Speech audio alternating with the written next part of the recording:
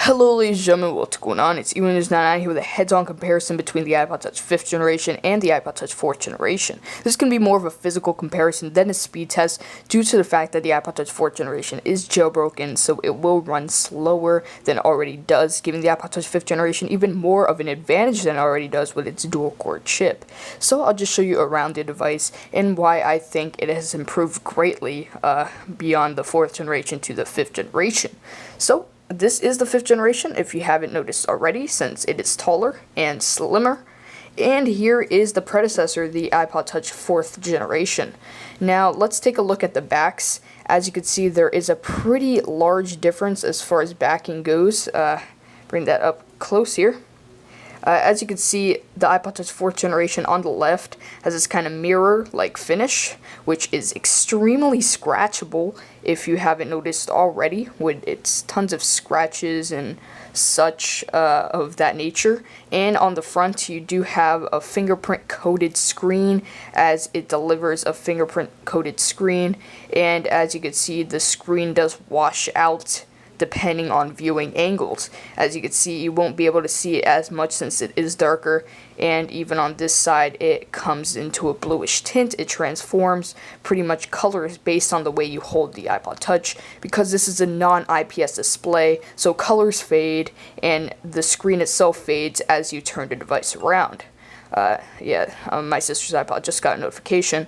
On the back, you see you do have that coated fingerprints magnet, and you also have the back chrome scratched beyond repair, as you could see. I wouldn't say scratched beyond repair, but it is extremely scratchable. This was my least favorite thing about the iPod Touch 4th generation, was the back. It had a terrible backing, and it also had cheap buttons here. As you can see, the volume buttons, I wasn't fond of that either, since the buttons felt cheap and rubbery. And on the top, you did have a 0.7 megapixel camera. That was as good as the cameras. That's like VGA quality, and VGA quality is what you get in cell phone cameras from 2005, which wasn't that spectacular. In fact, it was kind of disappointing and pathetic. So I never found myself using the back-facing camera on this, let alone the front-facing camera, which was half as good as this, or twice as bad if you switch it around. So yeah, the camera's terrible, buttons terrible, backing terrible, screen, I wouldn't say terrible because it did have a really good resolution. It was a Retina display, so I can't exactly call the screen terrible, but the viewing angles were indeed terrible, as you could see. So overall, the device, fingerprint magnet, scratch magnet, cheap feeling a little bit, wasn't that premium. Back then in 2010, I thought this was the most premium feeling technology, but then again, this is pretty much the best thing that I owned. And back then, it might have been okay to, a kid or whatever, since I didn't really know much in 2010, other than the fact that it was an iPod, and this was the best that it got in terms of iPod Touches. So let's just set this off to the side, and then I'll compare it with the iPod Touch 5th generation that we just brought into view. Now, starting off with the back, you could see that it is much improved. You don't see any scratches. There's no scratches to speak of on the back. It does attract a couple of fingerprints because it is a matte backing, but that's nowhere as near the amount of fingerprints that this collects. If I just do this, you'll see it's coated with fingerprints, which was pretty disgusting to say the least, and I can't stand it when my device is coated with fingerprints. On the back, you can't really even notice the fingerprints, so that's always a plus, even though there are a few fingerprints if you did see in the light. Now, on the front, or should I say on the back, you do have a 5 megapixel camera, and it performs 10 times as good than on this. As you can see, the lens itself is much bigger, as you can see it right there. The camera lens is much bigger. There's a tiny microphone on this, which didn't perform well. It made your voice sound muffled, while this makes your voice sound clear since it is slightly larger. This also has a flash to make your photos pop, and it makes your photos look lighter if you're in the dark, so it worked well in low light situations, while this didn't even have a flash. So as terrible as the camera was, it didn't even have a flash, which made the camera photos look even worse when in low light. And on the back here, you also see you have this blue strip, or should I say black strip, my bad. And it blends in nice with the slate iPod Touch, and pretty much its purpose is because of the aluminum backing, they had to add this to maintain the strength of the Wi-Fi, and I think it does improve upon the Wi-Fi upload and download speeds. Not completely sure about that, and as you can see, there's nothing on here. Wi-Fi speeds connected to the same Wi-Fi network, this performs much better than this. Downloading an app is nearly twice as fast on this than on this. Everything you would do is just slow and sluggish on this. It just lagged behind in terms of doing everything, and since this is more up to date, it performs much faster. Now the backs, beyond compare, this is 20 times better. I love the back. The matte backing feels so much better than this disgusting fingerprint magnet, scratch magnet back. And that's pretty much it for the back. Now moving on to the front, or the side, let's go with. It's a little bit thinner on the iPod Touch 5th generation, as you could probably tell. This is 6 millimeters, and I think this is 0.7 or 7. Never mind, I don't know why I say 0.7, because 0.7 millimeters is literally like this thin. So, this is 7 millimeters, and I think this is 6 or 6 and 7, but I'm not completely sure about that. All I know is that this is a little bit thinner than this. So it does show, and it makes this have the razor edge and have the edge over the skinniness and sexiness. It looks much better from the side than the iPod Touch 4th generation does. And as I mentioned earlier, these volume buttons were pretty cheap, and these are made of this nice metal clicky touch, so it feels really nice if you could hear that. It makes this clicky touch, and this makes this mushy touch. If I do this, you won't even be able to hear it, and I am pressing it. So this feels much more premium. The whole device in general feels 20 times more premium than this. This is just a slab of, I don't know what to call it, but this is pretty heavy. I thought this was light a couple of years ago, but now it's quite heavy. It's 101 grams, and this is 13 grams lighter at 88 grams, but it does add up to be a big difference, because this is, if you stacked up two of these iPod Touches in one hand, it will just be a little bit heavier than this. So that pretty much gives you a comparison, I believe. Even though this is only 13 grams lighter, it does make quite a big difference. So where was I? Yes, I was at the sides. I said this feels better than this. The volume buttons are different. Let's move on to the other side. Nothing much here. As you can see, there is nothing much, even though you have the chrome here and you have the nice aluminum taking place on the side here. Let's go on the bottom, where there is a big difference as well. See if I can flip it over to the bottom, and flip this over to the bottom. And as you can see, there is quite a lot to talk about here.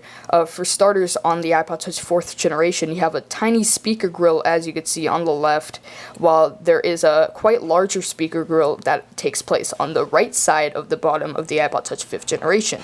Now in the middle, you could tell there is a bigger port for the 30-pin dock connector, and this is a 9-pin dock connector, which is very small, and it can go in both ways, and it is much easier to use and handle. Also, you have your 3.5mm headphone jacks right here, and the headphone jack on the 5th generation, it makes it much easier to go in. If you have any 3.5mm headphone connectors, it's easier to plug it in on the 5th generation than the 4th generation, since the 4th generation is at an edge, as you can see, and the 5th generation isn't as much of an edge. It's more of a tapered edge, more than some kind of curved backing. So, taking one last look at the bottom here, you can see there is quite a big amount of difference. So that's pretty much it for the physical comparison. Overall, this feels much more premium, even though it feels much later, and this one feels much less premium now, even though it feels heavier. That's my overall verdict. One more thing I did forget to mention, though, this has the loop, allows you to attach this. If you want to see my loop video demonstrating how the loop works, it's on my channel, so you could go check that out. You can pretty much do this, and it takes some time sometimes, but you'll be able to fit this in like so, and you'll be able to use this as a loop, and it won't fall off. As you can see, it doesn't fall off. but this doesn't have that loop thing because this is a newly added feature exclusive to the new iPod Touch.